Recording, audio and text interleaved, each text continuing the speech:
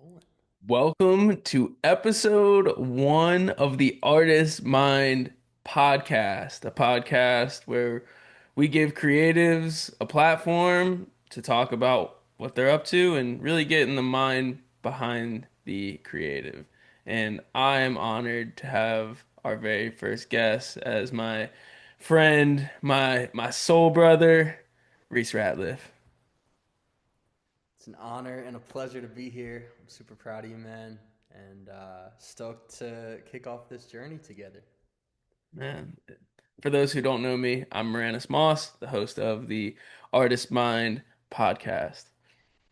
So, with this being the first episode, just want to kind of give a perspective of what it is. In It's really just a casual conversation. This is not meant to be something that's super polished, or obviously we're not in some like crazy studio, sitting in a kitchen in an Airbnb in Nashville right now.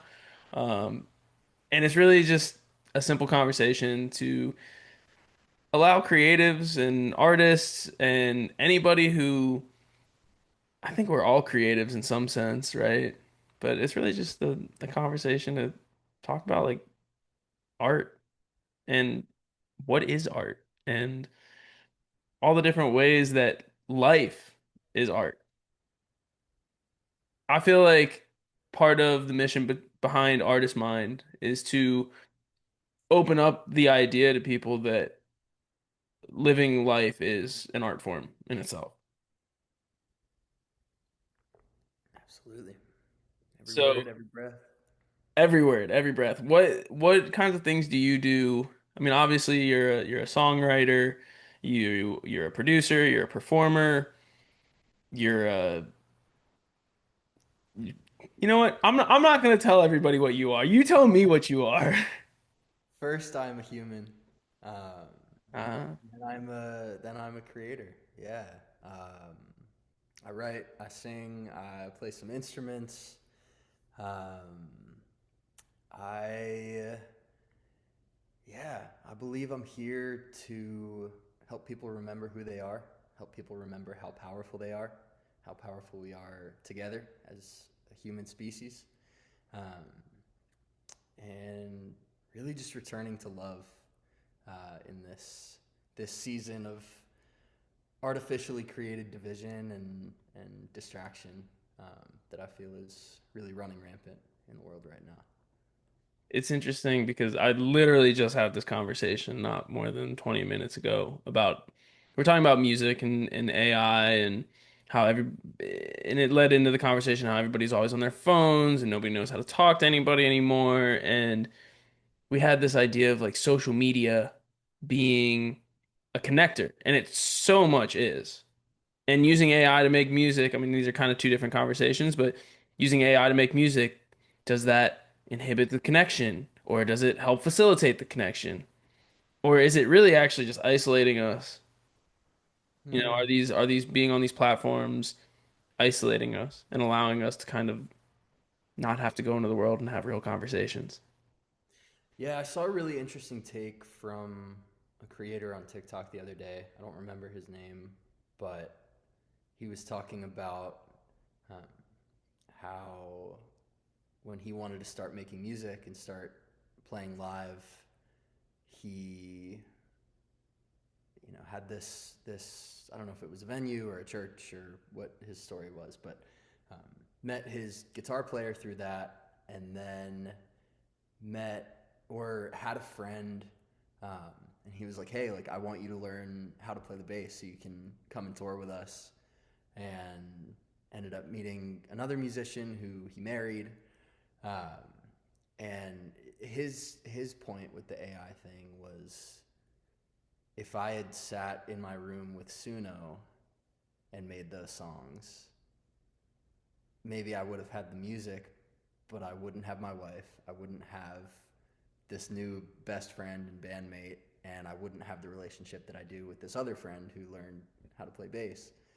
And that music at its core is a form of connection, a form of coming together and being in harmony, being in rhythm with one another.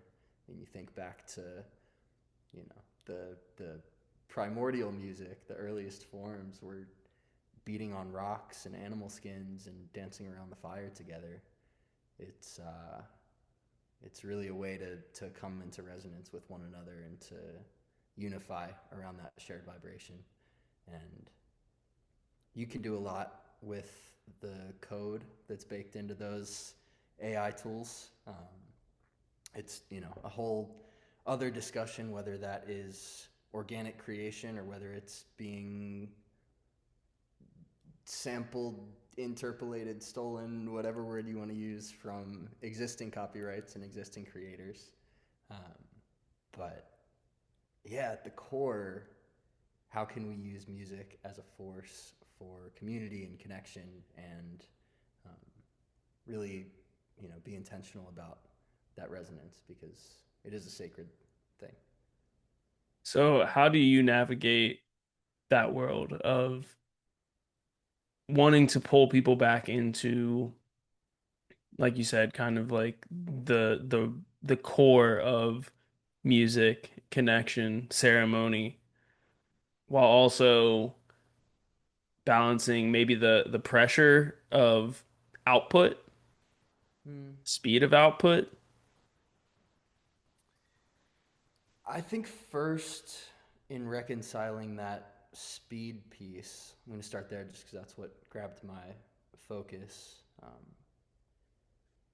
You know, if I wanted to, I could devote 12 hours a day to ridiculous output on Suno and all the other AI music platforms, and I could start 10 faceless accounts on all the DSPs and distributors and faceless social media accounts and churn out hundreds, thousands of songs a day. Um, but I think I would ultimately be less fulfilled than, you know, taking a week to write and record and finish one real song, especially if I get to write it with you or other people that I love being in the room with physically. Um, so I think as creators, first and foremost, it's just, you know, it comes down to how do you like to create? How do you enjoy the process? Um, I think there is a spectrum to it. I think producers using, say, an AI drum plugin that'll create a beat, or um, you know, there are plugins that over the last couple of years and VSTs that have been kind of increasing in their capability to do more. Even I remember a couple of years ago we had that scalar piano one where Yeah. you play the chords and then it'll do the arpeggios or different, you know, voicings of things. And so even that I would say is, if not AI, it's still a form of machine learning, which is, you know, maybe a step down on the ladder. Um, so I think I'm not at the point yet where I will say it has no place in any creative endeavor. When I personally look at AI, I look at it as an administrative assistant and a strategic sounding board more than a creative tool right now. Um, I have used it for some album covers and things like that, um, but yeah, I think when it gets to the point of generating full songs, it to me that's where it crosses a line into this isn't organic anymore, to use a, you know, a term from a different sector and bring it into this. Um, I think we're gonna see a lot more demarcation between the two. I've seen some books now that are, they'll have a little stamp on the back that says like 100% human written. almost like an organic Right. stimulant. It's an organic produce kind of thing. Yeah, exactly. Well, even to that point, right? I think like even to have an organic produce, like it only has to be like 42% organic or something like that. I know that it's like less than 50%. Like it has to be less than 50%.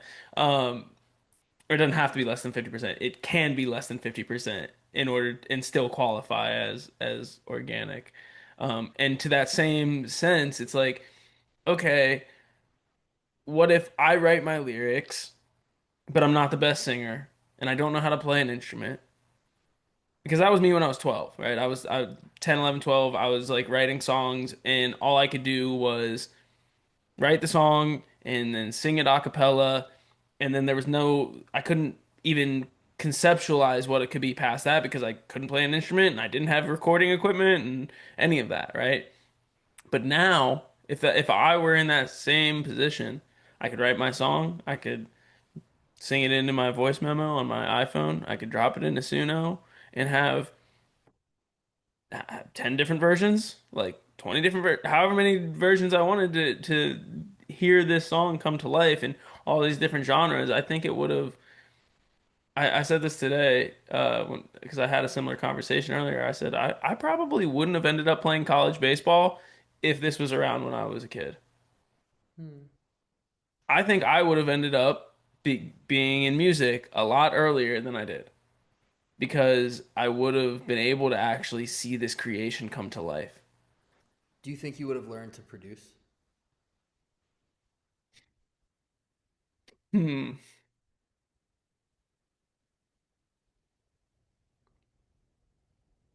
Huh. That's a good question. I I don't know. I don't think that I don't think I would have developed the taste Mm. or at least like understand what was happening. Like I think the beauty of using these tools now after I've taken the time to understand the process of songwriting and production and understand like what I'm looking for and what works, what's been proven. I don't think I would have. I guess it would have been like kind of how one hit wonders are, where it's like you stumble on something that works, but you don't really know what you did, so you don't know how to recreate it.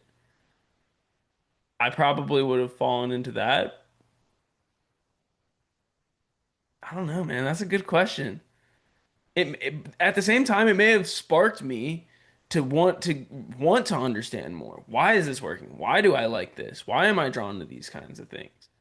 What about these songs is consistent, or what about these songs that I'm creating in Suno compared to the songs that I listen to on the radio of my favorite bands or artists? Like what are the similarities? What are the patterns? Yeah. It's obviously like there's no answer that there's no answer to it really, but I don't know. I feel like I would have been more inspired. I could imagine somebody right now as a young kid who doesn't have the tools, who finds something like Suno and it inspires them and it sparks that creative thing and it allows them to fully express their idea and their actual feelings because I think sometimes kind of like you were saying it's like if a song is full AI where you're just like make me a song that sounds like this, you're not really expressing anything, not at least not anything like real and raw and human. But if you can write a song that does express something real and raw and human and then just use Suno to amplify its reach and amplify its ability to kind of grasp a full spectrum because nobody wants to like and I do have an a cappella recording of the song that I wrote when I was 10 years old. It's pretty funny. Ironically, it actually I listened to it probably a year or two ago. I have it on CD. and my car has a CD player, and I listen to it, and I I was think you played it for me in the car one time. dude, I was like, man, this sounds like Backstreet Boys and NSYNC. It had all these like Max Martin melodies, which of course that's what I was listening to. That was like what I grew up on in my early youth. Um, but nobody wants to hear that, right? So even though I was expressing something that was like real to me and like they're still my melodies, like no one's gonna listen to an acapella and enjoy it the same way that if I would have put it in a Suno and had it create something and had it do an AI vocal that actually sounds legit. Like now all of a sudden that song has the ability to really reach people and resonate. And now, just as an alternative, you also have the ability to send that acapella to me, to Logan, to Rio, to Andre, Yeah. to, and get 10 different versions, 10 different genres, 10 different But it would take me treatments a of while. it And as well. so that's It would. another side It of would, for sure. It would take a while. the conversation actually was um this is already happening. Like the process of creating, it's already happening that way, right? I have an idea, I send it to you, I get somebody else to play an instrument on it, they give me their ideas. I go, "Oh, I like that idea. I don't like that idea. I'll take this, I won't take that." Send it to my friends, get feedback on it, like whatever it is, like that's already happening. Now it's just happening to where I can get those ideas within 10 seconds. I don't need to hire a bunch of people. I don't need to send it to a bunch of people. They don't need to take their time to do it. And it's still the same like curation process. For sure. I could be, I'm trying to evaluate before it comes out whether this is coming more from a place of fear or a place of love for the art, and I'm not 100% sure. So I'm just gonna say it. I question at what point the use of the tools causes the ability to create naturally to start to atrophy. I had that exact thought during these conversations that I had earlier today that were on this same topic. Yeah, like you do mental math for so many years and then you get used to using a calculator and suddenly the, big multiplication and division problems that you would just have off the top of your head are, you got to plug them into the tool. That's a super rudimentary example, but um, I think that's a great yeah, example. it's like if we don't use that muscle of creating for ourselves and just getting into that flow state of finding ideas and iterating and um, whether it's in collaboration or solo, just that exploration. um, if we're always turning to a tool to do it for us, we become almost A&Rs of our own music as opposed to creators of it. Yeah, that's true. It's like creator versus curator, Yeah. and which are different skill sets. Right, and one is not inherently better or worse than the other. Um, so we can keep that in mind as well. And I've, too, if you I've think about producers like that again, this process already happens, right? Producer has a team of people who are producing loops or doing whatever, and they send them over, and then the producer is the overseer of the creation of the product. But it doesn't necessarily mean that their hand is the one that's doing every single thing. In some cases, yes, for sure. but That's yeah, that's a good point. and it's like it is that balance between like you said, like is it fear? Is it like you said for the art form, even the love of the art form, and it's like what part of the art form, you know? For me, it's the flow of creation itself, because I believe that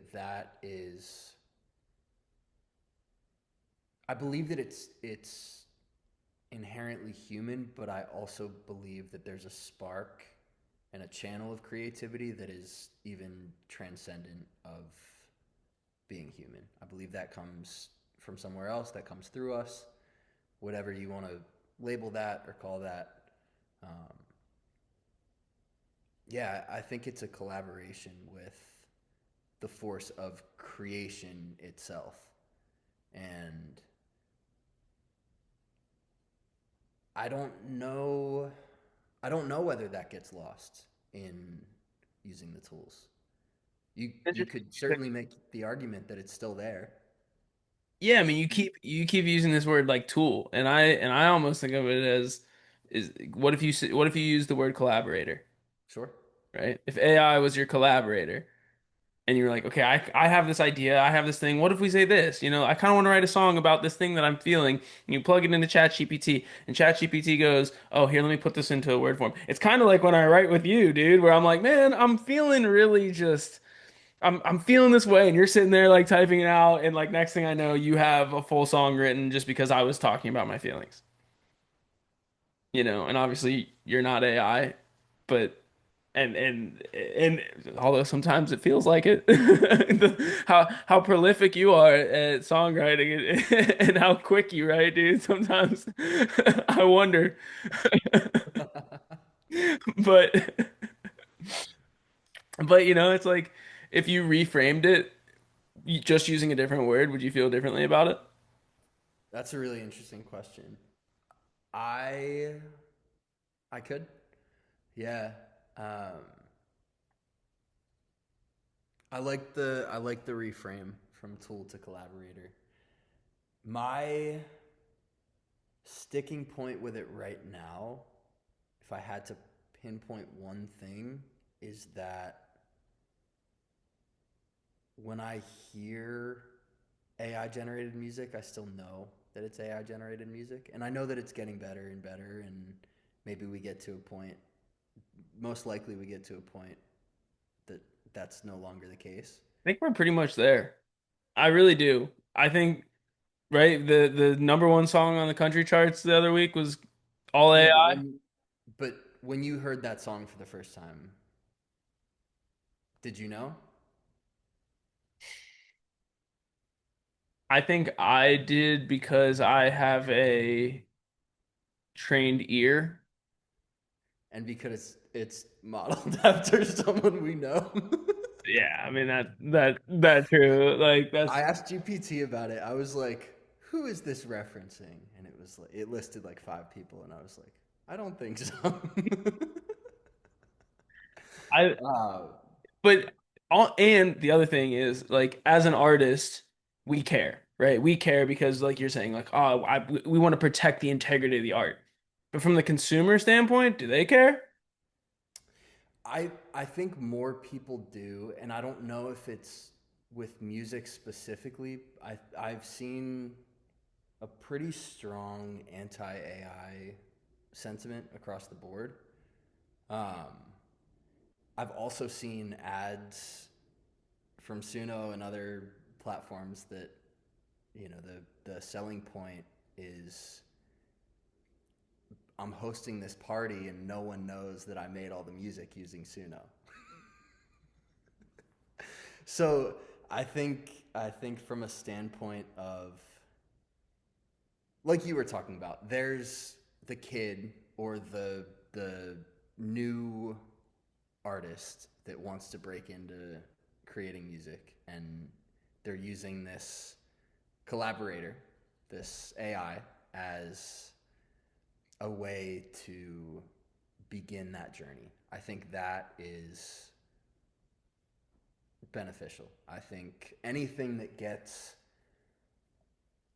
a potential, anything that unlocks the potential energy of a creator and allows them to get up to speed is fantastic. I think for a random, software engineer to make a 50 song playlist that he plays at his house party, maybe like it's just a very different use case. And at that point, I question why. Why would you prefer that to listening to music that you like? Or I don't know. I don't know. And that's an ad, so that's not reflecting the real sentiment of people that are actually using it necessarily. Um,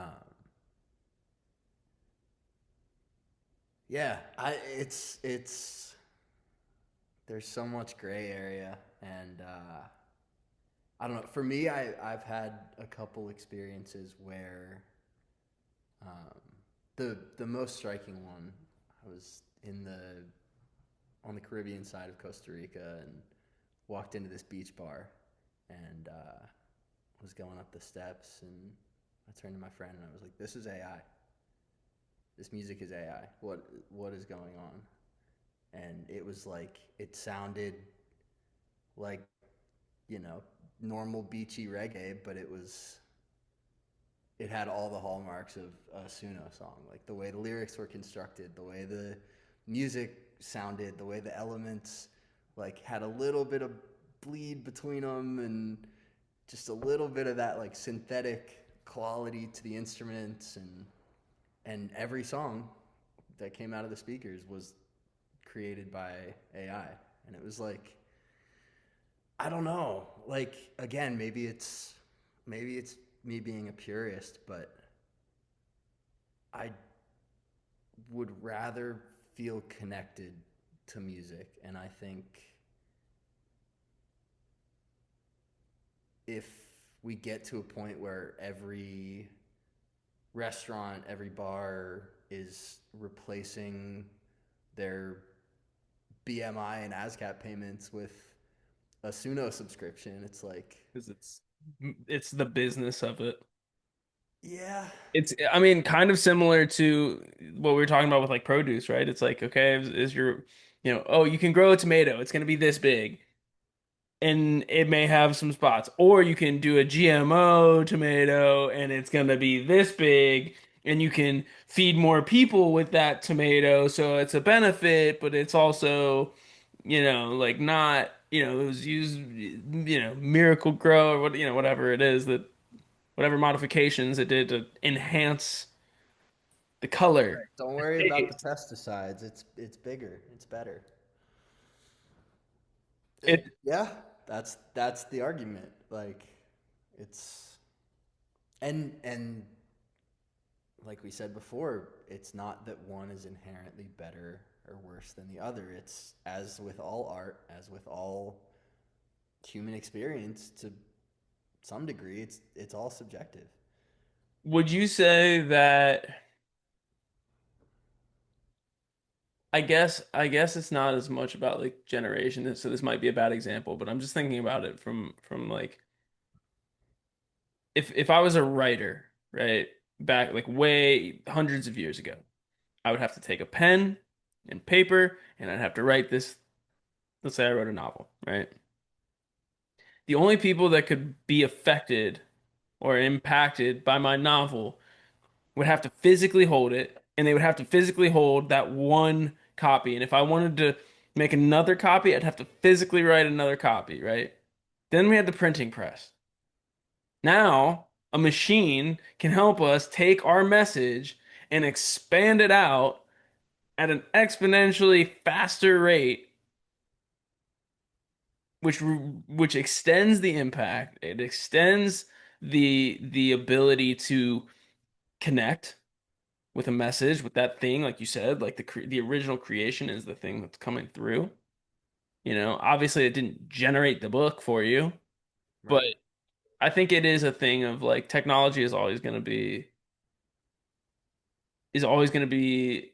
like it's always going to be evolving. Video killed the radio star. Yes. Yeah, 100%. Yeah, it keeps evolving, and it always seems like the end of the world when the next one comes. And fire can cook a steak, fire can burn down a village.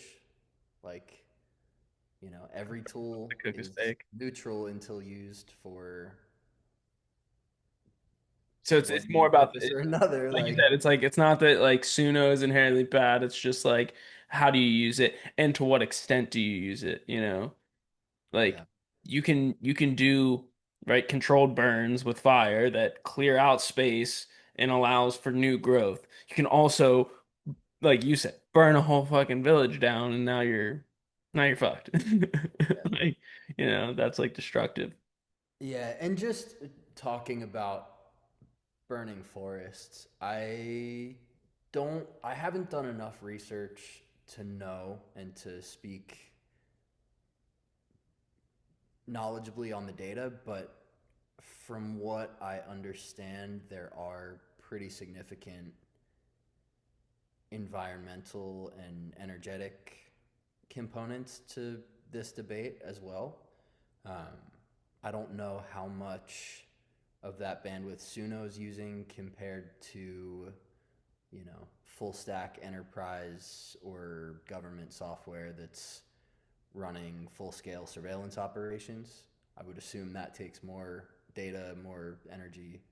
Um, but from what I've heard, there are states that are looking at their power grid and wondering how they're going to have enough in a couple of years to support the demand on the grid and the the other impacts that are coming That's about as interesting. a I just result. thought about like the irony of like an environmental protection group using like ChatGPT or using like AI to help like create their like memos and stuff about like to like spread the word about the environmental impact of it, and like it's actually doing more damage fighting, like trying to spread the message of, hey, we need to protect the environment, but they're actually like doing the damage themselves.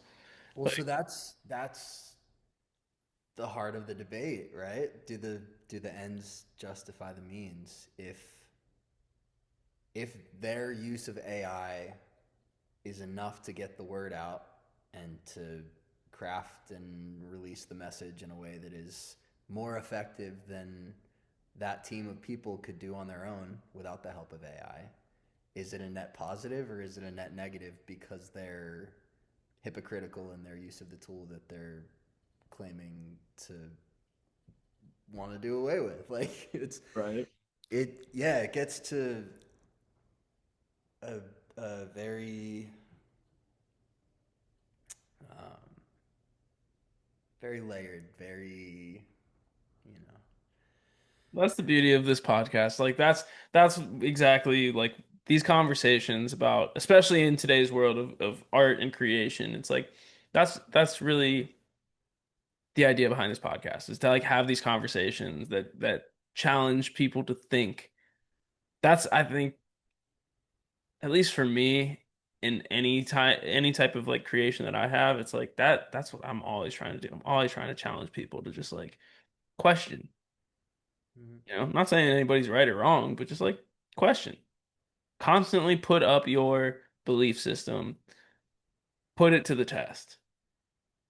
Constantly challenge it, because if it doesn't hold up when you push back on it, it's probably some contradictions there, right? And contradictions lead to collapse. So it's always a healthy exercise. Um, Yeah. this kind of conversation can go on forever, so I don't want to waste like too much time, spend too much time on it, but um it's always interesting to hear your perspective on these things. Well, and to your point too, the fact that art is a leading indicator of culture and socio-political effects in the world, like the artists historically have been the ones that have put out these messages and caused people to think or to question or to come together around a new belief, new idea. So, yeah, I'm with you 100%. I think these conversations are super important to be having, and um, I think also just being aware and being knowledgeable, both as creators and consumers. Um, seeing people that aren't in music talk about Spotify now. It's like, oh, like you care too. That's interesting. Whether it's from the they're not paying artists side or the, where is this money actually going? Why are we funding drone strikes and surveillance, AI technology, and foreign wars and all this stuff? Like, it's I think we're getting to a point where blissful ignorance is no longer an excuse, Mhm. and people, saying people is a huge generalization. There are a lot of people now that have a desire to become more educated on the brands, the companies, the products and services that they engage with. And I would say that's a net positive, that, we're choosing to be more aware, more intentional. Um, it's to go back to the organic thing. You're maybe going to eat 80% organic produce, and sometimes you're going to have a salad at a restaurant and you don't know where the lettuce is coming from. And are you going to fast until you get back to your own kitchen and your own store where you know exactly where the ingredients are sourced, or are you going to eat the salad? Right. uh, so I've, I've done it's a that little with different system. I've done that with my clothes, especially. Like I've tried to clear out most of my wardrobe of polyester and synthetic materials, but I bought a jacket the other day. I was like, man, this is a cool jacket. It's warm. Like it's like I needed the jacket at that point. I was, it was useful. And then I looked at it, I'm like, oh man, it's only 60% cotton and it's 40% polyester. I'm like, man, like should I just not wear this shirt or not wear this jacket anymore? Because it's like, well, all right. I guess we gotta, you know, for me at least, it's like just wear the jacket. Yeah, and it's tough with clothes too, because, you know, if you like the shape of a sock, if you like the way that a sock fits on your foot, you're not going to get there without some sort of stretchy material. And we don't, to my knowledge, like, we don't have mass produced better materials to make that stretch right now. They're out there. I've started researching a little bit, and that's like a more of a moonshot type vision. But um, yeah, I'd be super interested to see if we can solve that challenge. See, my thing is like, okay, if I can at least put a layer between me and Hundred the percent. polyester, which is why I like to wear, as if I can find a 100% cotton t-shirts like the one I'm wearing right now, which is the same one that you're wearing. Whoa! It is We got indeed. the official heart shirt reminding us that we are human, right? Yes, sir. And this, of course, is from your clothing line, your brand, Hey Humanity. Can you talk a little bit more about what Hey Humanity is and what the mission is and what people can engage with? Absolutely. The mission is a better human experience, um, that is achieved through co-creation. It's not something we can do on our own, but I believe that when we come together, and again, when we're aware, when we're intentional about our choices and our energy and our spending, we get to choose the direction of our evolution in a way that we might not have given ourselves credit for in the past. Hmm. Uh, we have these systems and structures set up the way they are right now, and we can't. We have the choice, I'll say, to get angry and,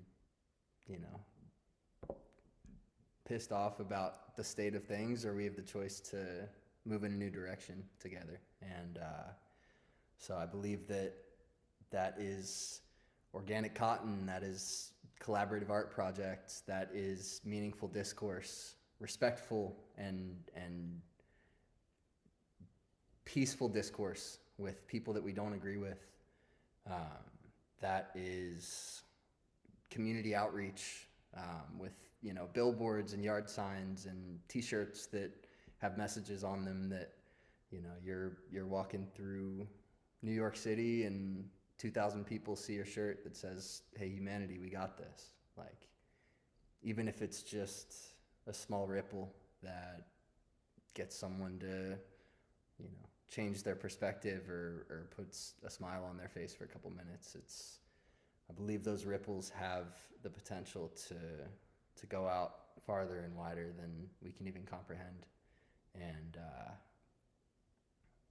if we can be a small part of the team that gets to bring people together around changing the frequency and coming back to that place of love, getting out of this fear and this anger and hatred for one another, and remembering that we're all on the same team. And Remembering that we're all human, that we all have one of these beating inside of us. yep.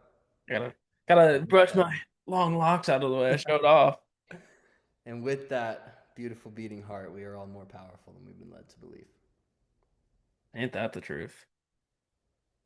And so just to get more into the specifics of like this shirt, and correct me if I'm wrong, but every purchase from Hey Humanity, there's a percentage of that sale that goes towards a cause. Yeah, yeah. So each product has a different cause associated with it. These shirts, um, kind of being like the flagship of the brand, I'll say these are going into a fund that is going to send film crews, documentary film crews around the world to um, transmit stories of inspiring people doing inspiring things all around the world.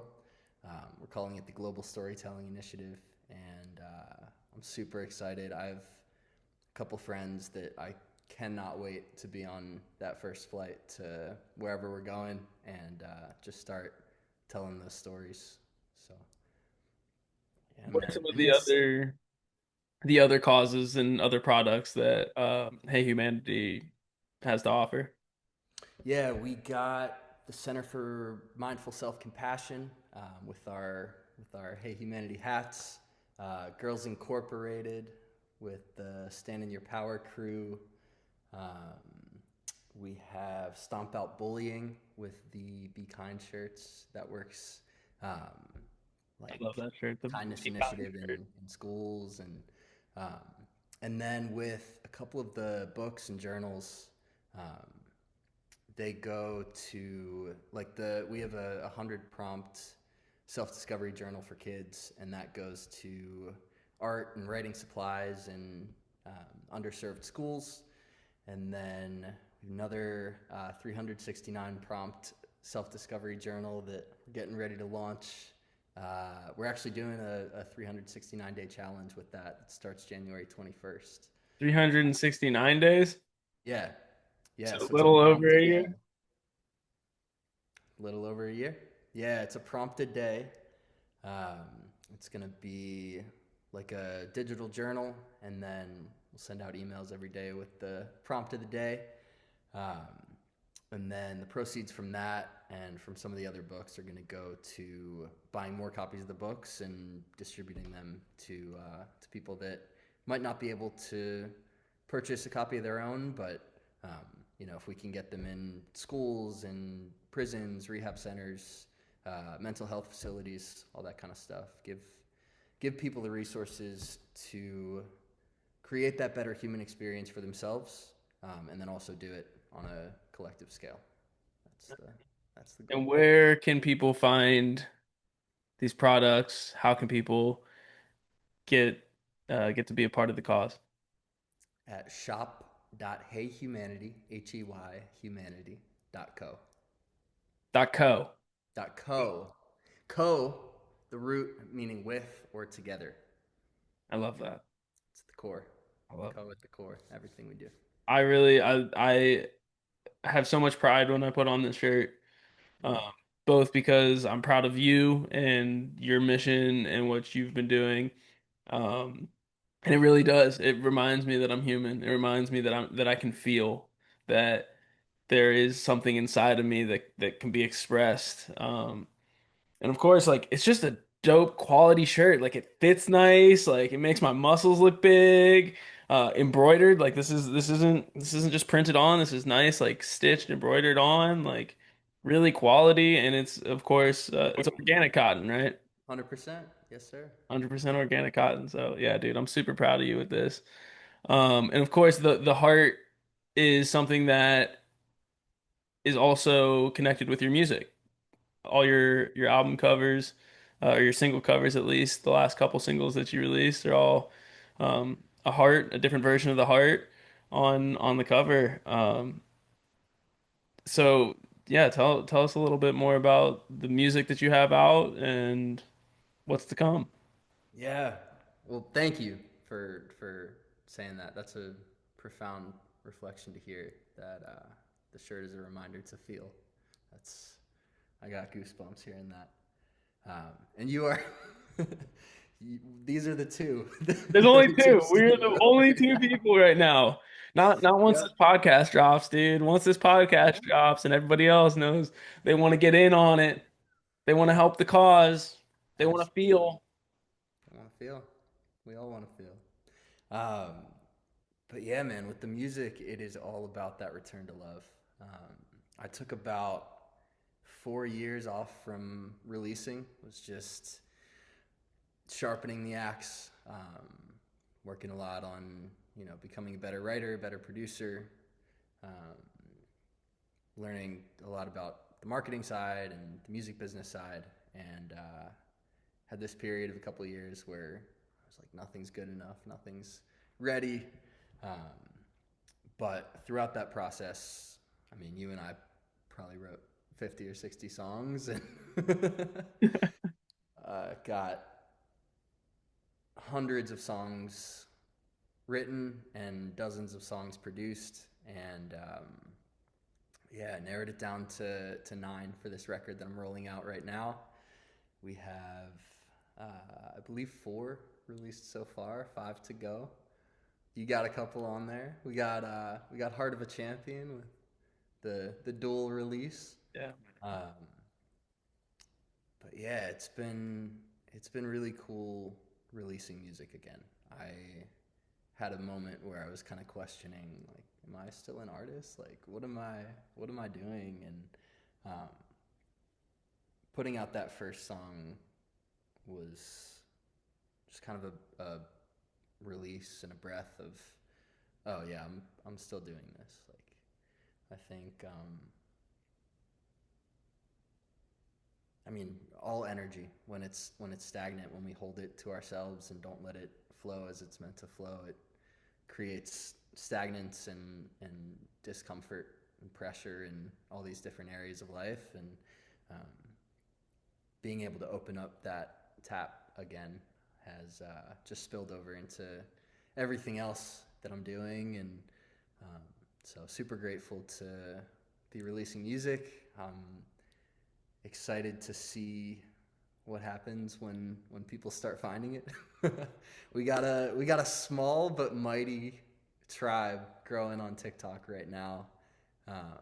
I started going live and found some amazing community over there. So just been a blessing to start connecting with people around the music and hearing from them, the impact that it's having, and um, the fact that we're using healing frequencies in it as well just adds to the benefit. So just Being healthy.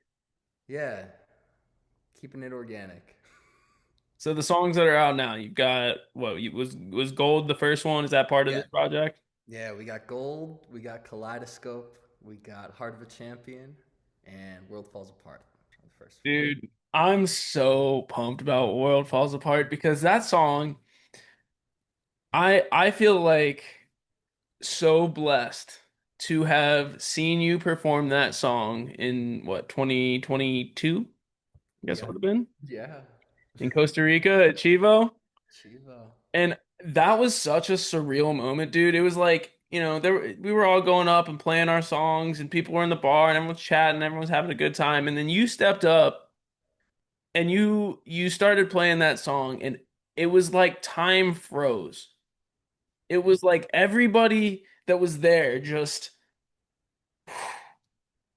like locked in and just was it's still like it's imprinted in my brain. Like I remember standing there and like looking around, and everybody was just in this trance listening to you sing that song, and it just hit so deep, and it was so well done, and just you and an acoustic guitar, not fully produced out, nothing too crazy, not a full band, like it was incredible. It was one of the most incredible performances that I've seen from anybody, and to get to experience that and to hear that song, and then to have to sit there and wait for 3 years for it to come out so I can actually listen to it.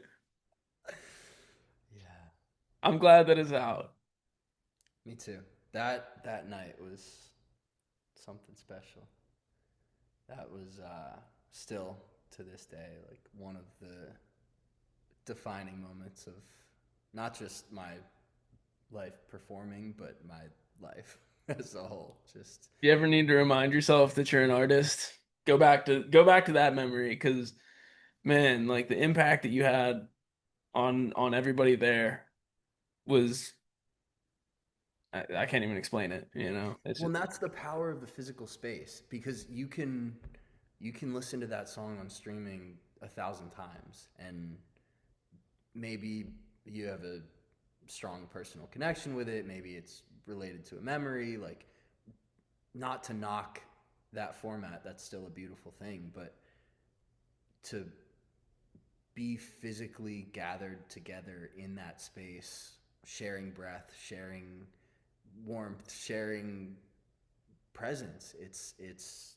something completely different, and that moment doesn't happen without every person that's in the room, because before the room was silent, there was one person that was having a conversation and put their drink down on the table and turned away from the person they were talking to, and started looking at the stage. And then next to them, someone saw that, oh, they're not talking anymore. Like, maybe I should pay attention.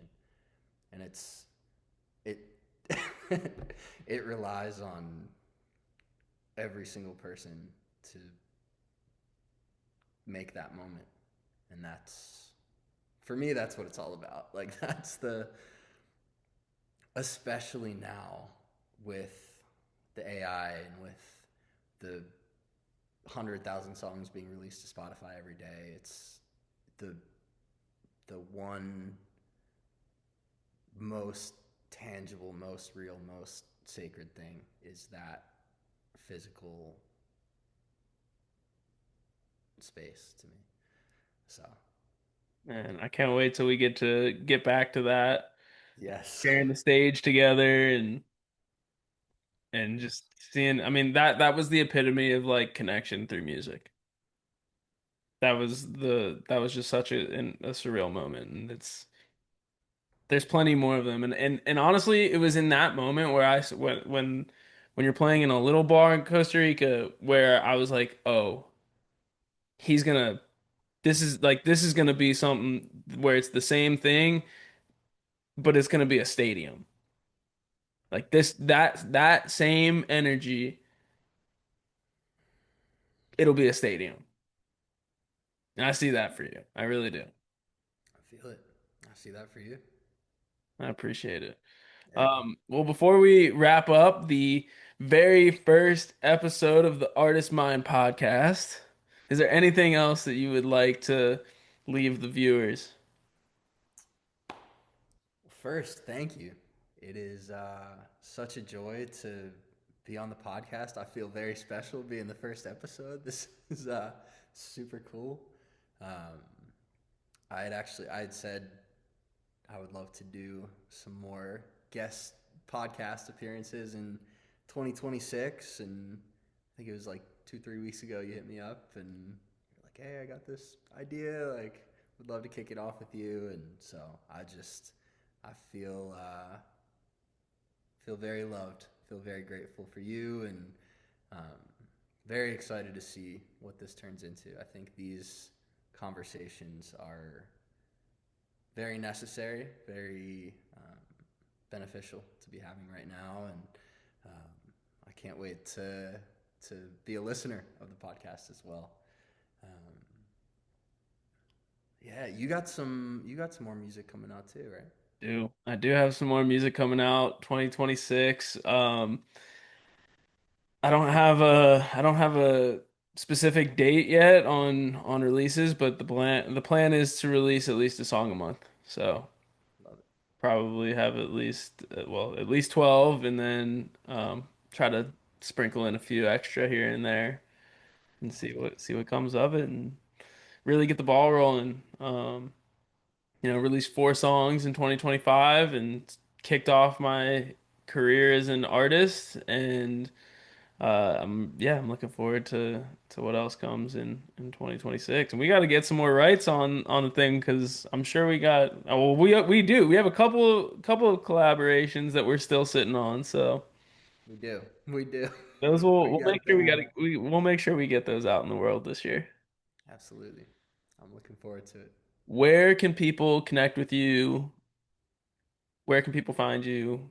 Socials, emails. What's the deal? Give us the scoop. Yeah, I'm on the socials. On TikTok, it is Reece Ratliff. That's Reece Reece Ratliff Ratliff. On Instagram, you add a music on the end, Reece Ratliff Music. Um, and then heyhumanity.co, again, humanity.co on all the platforms. And that's our homepage for our website as well. Um, shop.heyhumanity.co for the store. And yeah, all the other links are there for email list and all that good stuff. But that's the core of it right now. That's a good starting place. Thank you so much for sharing your perspective, letting us get behind your mind as an artist. And I couldn't think of a better way to kick this project off. So thank you for being here. Thank you. I love you, brother. I Love appreciate you you, so man. much. We're going to be dropping new episodes every 2 weeks. So you get 2 episodes a month talking to artists of all different mediums, a lot of music. We'll get a couple painters, some writers, some people who I don't even know yet. We're going to see. Because at the end of the day, we're all artists. So thanks Amazing. again, man. Much love. Thank you. Much love. Peace.